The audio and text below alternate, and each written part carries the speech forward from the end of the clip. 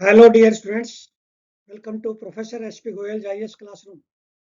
प्यारे विद्यार्थियों, आज हमारे पास 169 डेज है for prelims and 70 days for mains. अब मेरी बहुत सारे बच्चों से बात हुई। उन बच्चों ने बताया, कई बच्चों ने कहा कि हमने 20,000 जो है सर ऑलरेडी पे कर दिए कोचिंग इंस्टीट्यूट को, अब हम क्या करें। भाई ये कोई एक्सक्यूज नहीं है। आपने 20,000 दे दिए, फिर भी आपका प्रीलिम्स नहीं होता। क्यों? क्योंकि करंट अफेयर्स आपके पास नहीं है सिलेबस में, आपके नोट्स में। जो करंट अफेयर यूपीएससी चाहती है ना, वो तो है ही नहीं आपके पास। आप चाहे 1 लाख रुपए दे लो उनको। उसको ओवर कंपनसेट करने के लिए अपनी लाइफ के साथ खिलवाड़ मत करो। Don't play with the fire. और जो बच्चों ने फर्स्ट टाइम जो है, जैसे कोचिंग इंस्टीट्यूट ज्वाइन कर ली, 2-2 ढाई-ढाई लाख रुपए दे के, 1.5-1.5 लाख रुपए दे के, वो बड़े फ्री है कि हमारा प्रीलिम और मेन दोनों हो जाएंगे आराम से। भाई कोचिंग इंस्टीट्यूट ऐसा कोई नहीं है। मैंने हर बच्चे से बात की है जो बड़े बड़े इंस्टीट्यूट में हैं, जो बैठे हैं तैयारी कर रहे हैं और में, वो बता रहे हैं जी हमारे को वीकली 1-2 क्लास होती है, या न्यूज़पेपर की क्लिपिंग्स बता देते हैं, ये पढ़ो। क्या कोई, आप बताइए, क्या कोई चीज इंस्टीट्यूट ऐसा है जो आपको रोजाना 3-4 घंटे, ऐसा प्रोफेसर यूनिवर्सिटी का जो जिसका 4 डिकेड का एक्सपीरियंस है न्यूज़पेपर का पढ़ने का, वो आपको क्वेश्चन निकाल के दे दे प्रीलिम्स और मेंस के। आज मैं आपको मेंस के क्वेश्चन निकाल के दे रहा हूँ रोजाना। लेकिन बहुत सारे बच्चे जो इंस्टीट्यूट में बैठे हैं, या पिछले 10-10 साल पुराने क्वेश्चन को अटेम्प्ट कर रहे हैं स्टैटिक के, स्टैटिक के भी वो क्वेश्चन आएंगे जो न्यूज़पेपर में रोजाना आते हैं। स्टैटिक उससे कनेक्ट करेगा करंट से। मैं जो रोजाना क्वेश्चन दे रहा हूँ, 1 या 2 क्वेश्चन, आप वो क्वेश्चन अटेम्प्ट नहीं कर रहे पहले, क्योंकि वो 10-15 नंबर का आएगा, उससे आप दूर भाग रहे हैं। जिस चीज से आप डर रहे हैं उसको डर खोलो पहले तो। सबसे पहले आपका डर है न्यूज़पेपर का मन में, न्यूज़पेपर 2 कैसे पढ़ूंगा। आपने नहीं पढ़ने, मैं पढ़ रहा हूँ 4 घंटे, 5 घंटे, 6 घंटे, जितना लगेगा। मैं सिर्फ आपको आधा घंटा एक्सपेक्ट कर रहा हूँ, आधा घंटा मुझे दे दो, और ये भूल जाओ कि न्यूज़पेपर आपने पढ़े नहीं, वो खत्म कर दो। बताइए अब आप, कौन सा बेटर है? क्या आपने वहां 1.5-2 लाख रुपए दे के जो उसको कंपनसेट कर लोगे? हमने भाई अपना कैरियर बनाना है, 1 साल खराब नहीं करना। और जिन बच्चों ने 2-3 साल खराब कर लिए, फिर भी वो उसी में पीछे चिपक रहे हैं। कि क्यों? जब हमें पता है जहाँ पे करंट अफेयर है ही नहीं, वो डीप क्वेश्चन आते नहीं, ना किसी मैगजीन में है, ना किसी 365 में है, फिर क्यों उनके पीछे दौड़ रहे हो? अब मेरे साथ लगिए, मेरे साथ जुड़िए। मैं आपको जो है स्विम करना सिखा रहा हूँ, डूबने नहीं दूंगा। मुझे आपका कंसर्न है कि आप डूब ना जाओ, लेकिन जहां पे आप बैठे हो 1.5-2 लाख रुपए देके, वहां वो कंसर्न नहीं है प्रीलिम में। अब हम चलते हैं सीधा इंडियन एक्सप्रेस के एक्सप्लेन पेज पे। आपको पता है ये एक्सप्लेन पेज हमारे लिए बहुत इंपॉर्टेंट है, पिलर है। इसमें 2-3 क्वेश्चन जरूर आते हैं रोजाना। अब हॉर्नबिल फेस्टिवल, मैंने जो है पिछले कोर्स में भी इसके बारे में काफी क्वेश्चन दिए थे। ये 10 दिन चलता है hornbill festival. Kisama heritage village है नागालैंड का। ये क्यों इंपॉर्टेंट है फेस्टिवल? क्योंकि हॉर्नबिल जो बर्ड है, वो इनके कल्चर से जुड़ा हुआ है, नागालैंड के कल्चर और हेरिटेज से जुड़ा हुआ है, सोसाइटी से। और उनके जो है ये 14 रिकग्नाइज ट्राइब है, वो एक अम्ब्रेला के नीचे आ जाती है, ये समझिए आप। इसलिए ये जो है, और आपको ये पता होना चाहिए, आप हॉर्नबिल बर्ड के बारे में आपको सब कुछ पता होना चाहिए। इसका क्या जो है आईयूसीएन स्टेटस है, और भी इसके बारे में जो इन्फॉर्मेशन है वो आपने निकालनी है। ये अगेन एक्सप्लेन्ड पेज पे साइक्लोन का है। मैं ये क्वेश्चन इसलिए लेके आया हूँ, हालांकि इसमें बहुत सारी इन्फॉर्मेशन नहीं है। साइक्लोन फेंगल, एक तो ट्रॉपिकल साइक्लोन हर अल्टरनेट ईयर पे प्रीलिम और मेन में क्वेश्चन आता है। कैसे ओरिजिनेट होते हैं, कैसे इसका जो है नामकरण होता है, नेमिंग कैसे करते हैं इनकी, कौन कौन से कंट्री करते हैं। फेंगल जो है किसने किया, नाम दिया है। अब ये पुडुचेरी और तमिलनाडु में इन्हें काफ़ी नुकसान किया है, हैवी रेनफॉल आई है, वहाँ पे फ्लडिंग हुई है। और इनकी जो है आईएमडी ने जो क्लासिफिकेशन किया है वो क्लासिफिकेशन क्या है? जैसे सुपर साइक्लोन है, सबसे ज्यादा जो डैमेज करता है सुपर साइक्लोन है, उसकी स्पीड देखिए more than 222 kilometre per hour है। सबसे कम है जो लो प्रेशर साइक्लोन है, इसकी विंड स्पीड कितनी है? Less than 31 kilometre per hour. ये इस तरह क्लासिफिकेशन आपने याद करनी है, प्रीलिम में पूछ सकते हैं और मेन में भी। अगेन ये थर्ड इंपॉर्टेंट आर्टिकल है एक्सप्लेन्ड पेज पे इंडियन एक्सप्रेस के।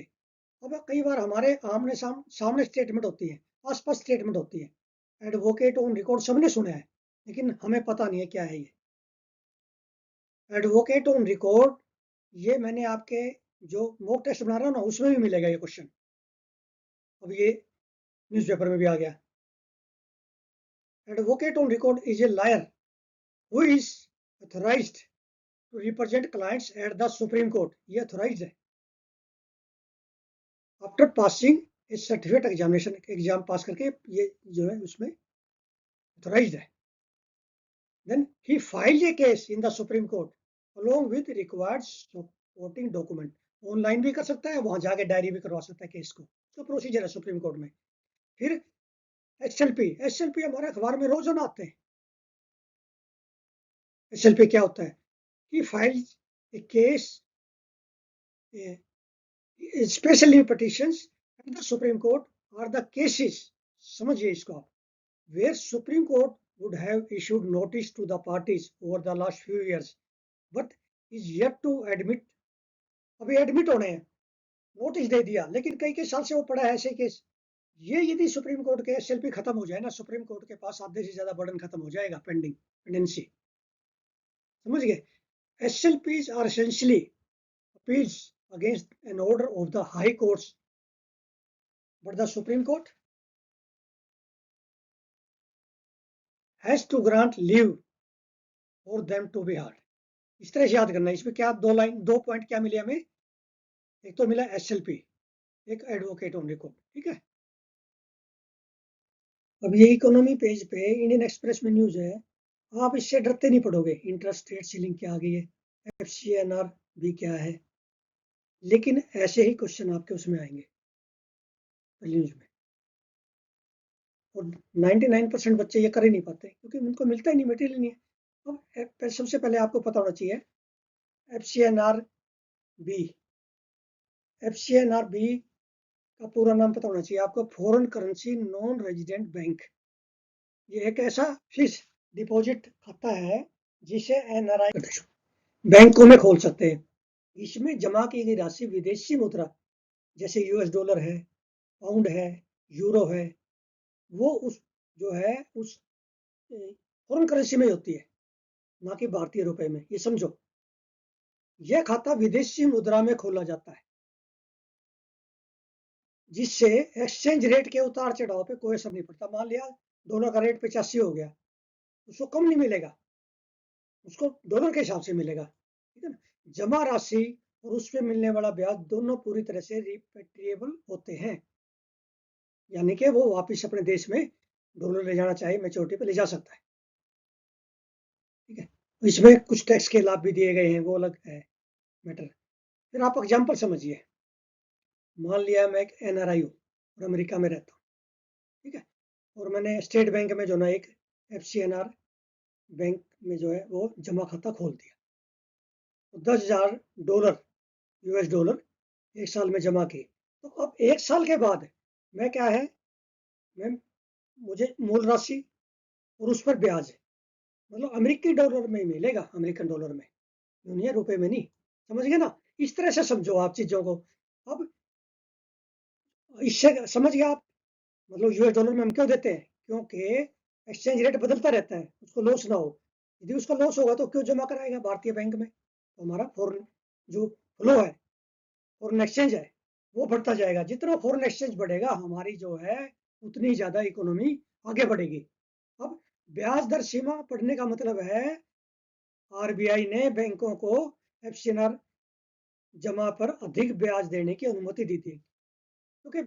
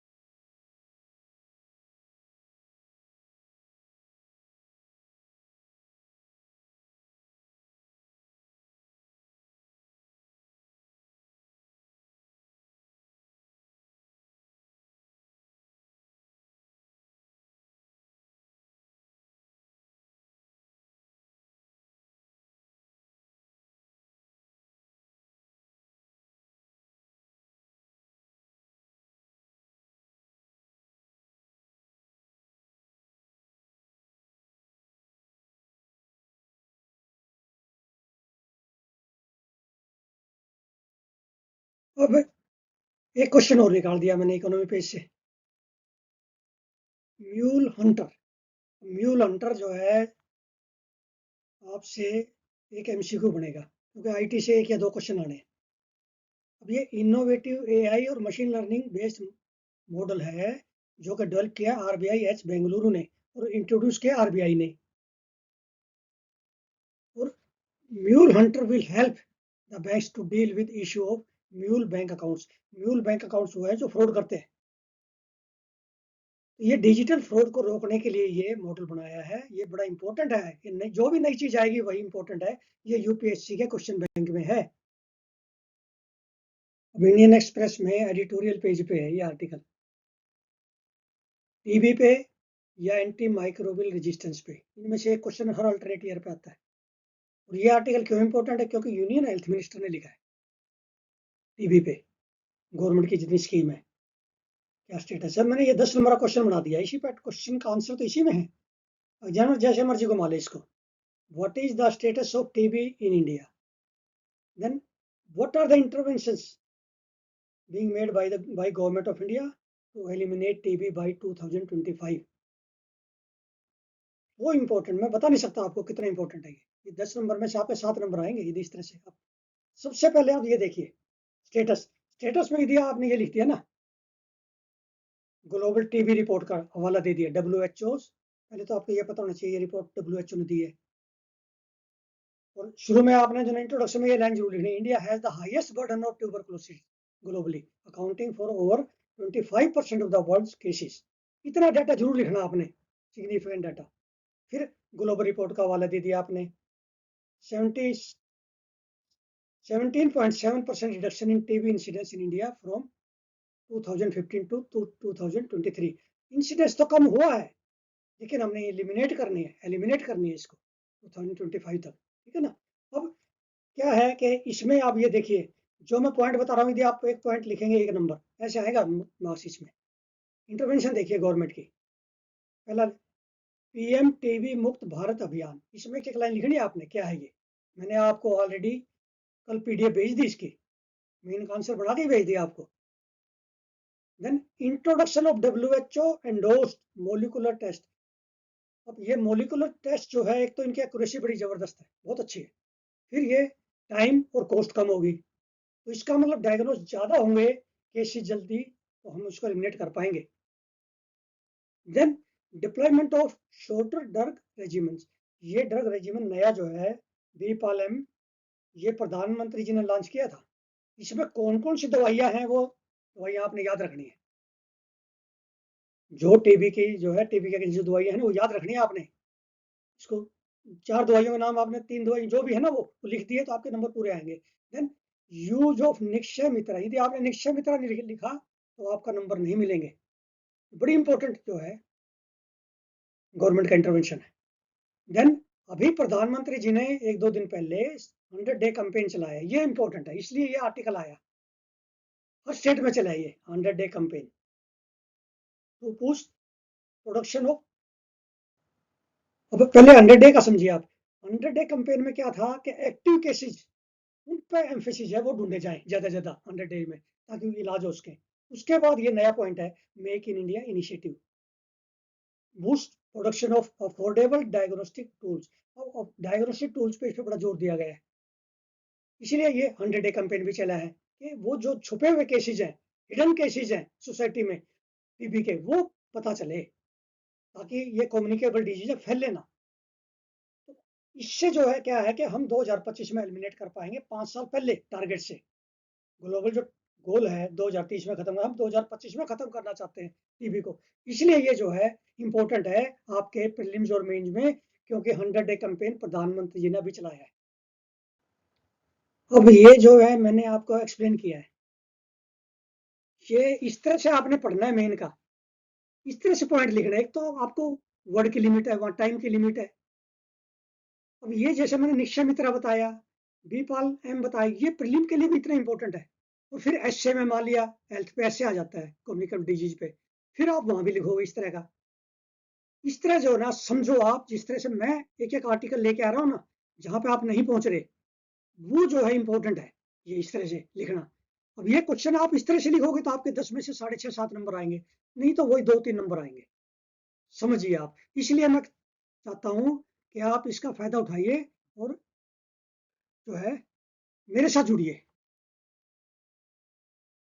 अब ये मैं इंपॉर्टेंट इन्फॉर्मेशन लेके आया हूँ जो आपको मैगजीन में पुरानी मिलेगी, इसलिए हमारे क्वेश्चन गलत होते हैं। देखिए, अब ये जो 100 डे कैंपेन लॉन्च किया है, इसमें वो 347 हाई टीबी बर्डन डिस्ट्रिक्ट लिए है, वहां पे जो ना डिटेक्शन करनी है जहाँ पे ज्यादा टीबी का बर्डन है।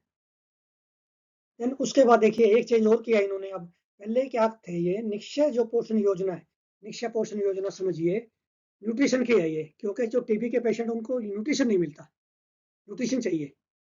उसमें पहले 500 रुपये पर मंथ था, डीबीटी से जाते थे उनके अकाउंट में, अब 1000 रुपये कर दिए सरकार ने नवंबर 2024। ये इंपॉर्टेंट है चीजें देखने। अब बीपाल रेजिमेंट जो है, ये चारों दवाई याद रखनी है आपने, बिडाकुलिन, प्रिटोमेंडी, मैनिट, देन लिनेजोलिड एंड मोक्सीफ्लोक्सासिन, ये चारों याद रखनी है आपने, ये आपके प्रीलिम में आ जाता है। और पहले क्या था कि 1 साल तक चलता था ट्रीटमेंट, जब से बीपाल रेजिमेंट आ गया अब 6 महीने में हो जाएगा। समझ गए? इस तरह से जो है लेटेस्ट इंफॉर्मेशन देनी है आपने मेन में। अब आपने क्या करना, देखिए कनेक्ट करो, आप लिंक करो प्रीलिम्स और मेन और एसए, और इवन जो ना एथिक्स का पेपर भी, जीएस के भी, ये सारे आपने कनेक्ट करते हैं हम।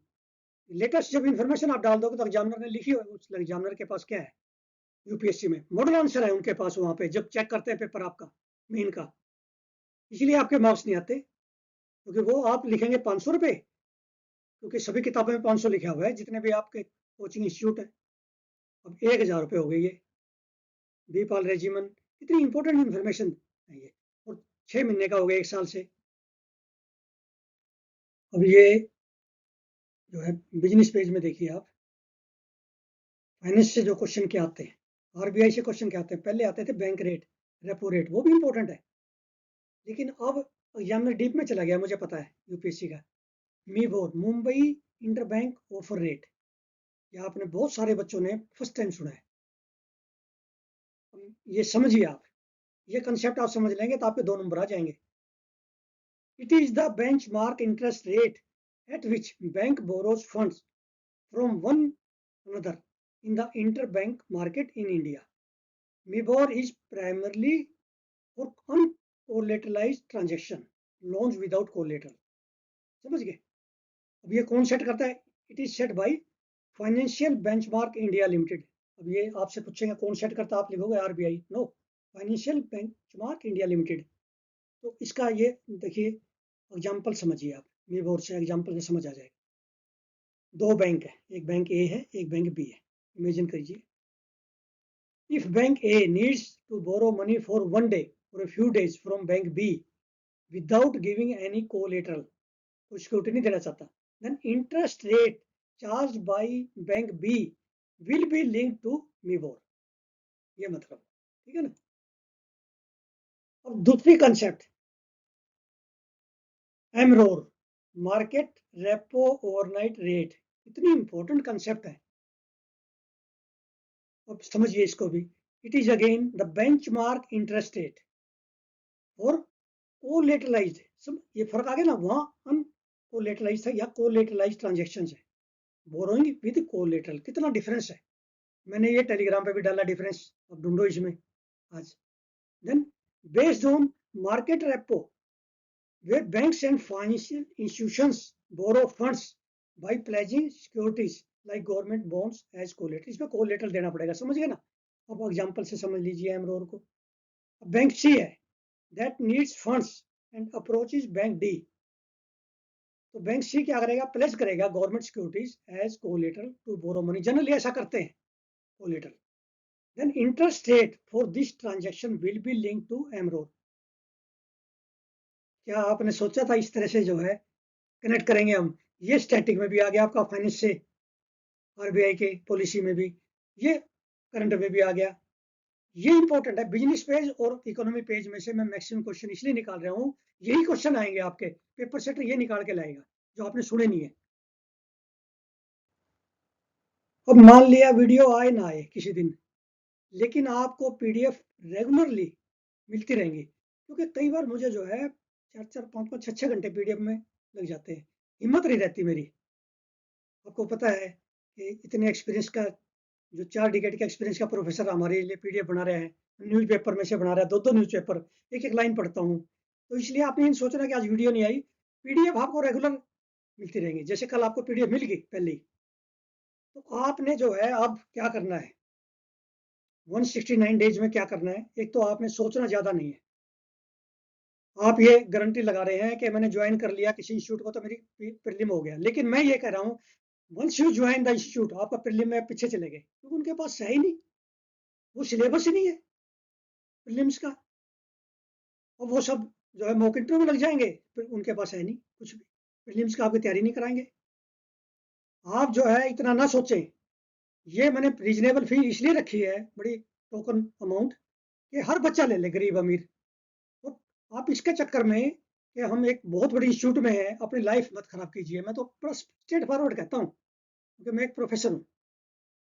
अपनी लाइफ आप ये देखिए, आज आप वीडियो बनाइए, कोई भी वीडियो देखिए, इस तरह के जो है मैंने जो दिए हैं वो आपको कहाँ मिलेंगे। अब जज कीजिए, आपने कलेक्टर लगना है, खुद जज कर सकते हैं वीडियो से कि इनके क्वेश्चन कैसे होंगे। अब मान लिया मैंने जो ना आपको कितने हजारों क्वेश्चन इस पे दे दिए टेलीग्राम पे, उसके बाद फिर मॉक टेस्ट में अलग क्वेश्चन मिलेंगे। 10 मॉक टेस्ट मान लिया मिलते हैं आपको, मान लिया 10 मॉक टेस्ट मिलते हैं फुल लेंथ, वो कहाँ पे मिलेंगे आपको, कौन देगा? मिलेंगे तो, लेकिन उसमें से हो सकता है आपके हर एक में से एक दो दो क्वेश्चन आ जाए, लेकिन क्वेश्चन पेपर सेटर वैसे ही देगा जो मैं बनाता हूँ, उसी माइंडसेट से देगा। तो ज्यादा ना सोचे, आज इमीडिएटली 169 डेज है, ज्वाइन कीजिए बस। मैं आपको बड़ी जो ना सिंसियर एडवाइस दे रहा हूँ, बिना सोचे समझे ज्वाइन कीजिए, फिर आप रिजल्ट देखिए प्रीलिम और मेन में। Thank you very much.